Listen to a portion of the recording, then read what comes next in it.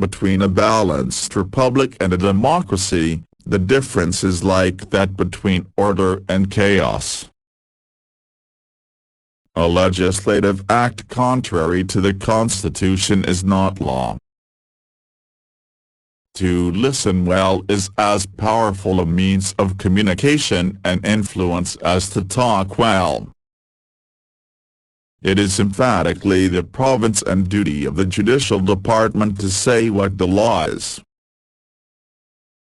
The people made the Constitution, and the people can unmake it. It is the creature of their own will, and lives only by their will. The power to tax is the power to destroy. A constitution is framed for ages to come, and is designed to approach immortality as nearly as human institutions can approach it. I fear we may live to see another revolution.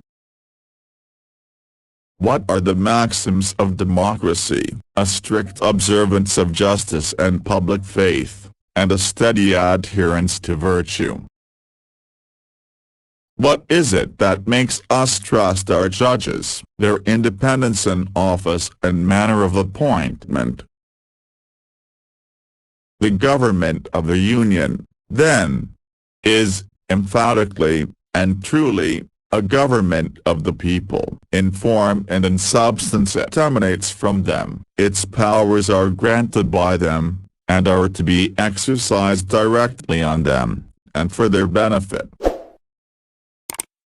The Constitution is either a superior paramount law, unchangeable by ordinary means, or it is on a level with ordinary legislative acts, alterable when the legislature shall please to alter it. It is emphatically the province and duty of the Judicial Department to say what the law is. This is the very essence of judicial duty. The peculiar circumstances of the moment may render a measure more or less wise, but cannot render it more or less constitutional.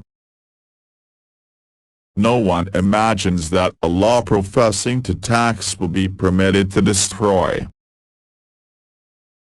A corporation is an artificial being, invisible, intangible, and existing only in contemplation of law. The government of the United States has been emphatically termed a government of laws, and not of men. It will certainly cease to deserve this high appellation, if the laws furnish no remedy for the violation of a vested legal right. In a free government almost all other rights would become worthless if the government possessed power over the private fortune of every citizen. No political dreamer was ever wild enough to think of breaking down the lines which separate the states and compounding the American people into one common mass. An unlimited power to tax involves, necessarily, a power to destroy, because there is a limit beyond which no institution and no property can bear taxation. Courts are the mere instruments of the law, and can will nothing. When they are said to exercise a discretion, it is a mere legal discretion, a discretion to be exercised in discerning the course prescribed by law, and, when that is discerned, it is the duty of the court to follow it. Judicial power is never exercised for the purpose of giving effect to the will of the judge, always for the purpose of giving effect to the will of the legislature, or, in other words, to the will of the law. This government is acknowledged by all to be one of enumerated powers. The acme of judicial distinction means the ability to look a lawyer straight in the eyes for 2 hours and not hear a damn word he says.